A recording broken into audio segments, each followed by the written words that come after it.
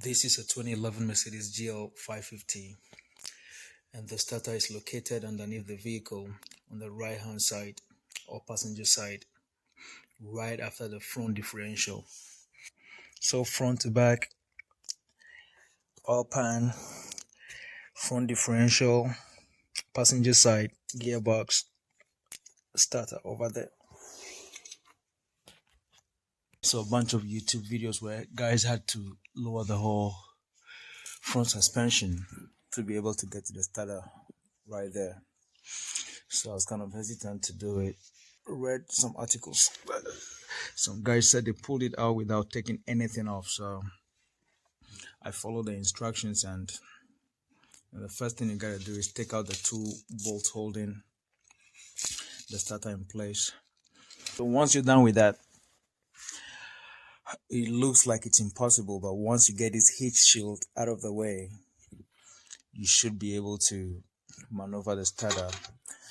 First is the heat shield over there. That heat shield needs to come off, and this cable over here, the positive cable over here, needs to come off.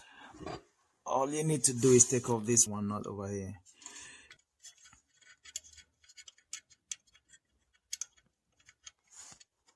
There we go. Once that's off, the heat shield, just pull on it. Pull on it.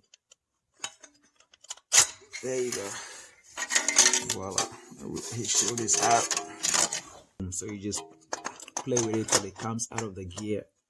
Because the positive cable over here is insulated, so it's thick, taking out so much space at the back, and that's why you can't get it all the way out of the gearbox. So push it back in place, move it a little bit to where you can have access to the bolt holding the positive terminal is exposed, and then you take off the nut holding it. So pull the positive cable out of the way,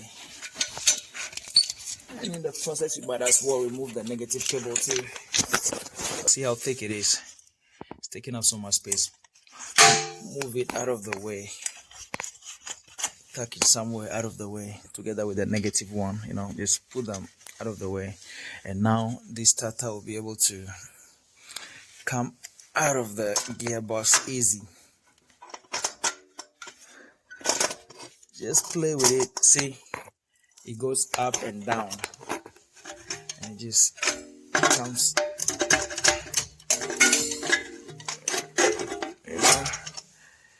and there you go. You got your starter.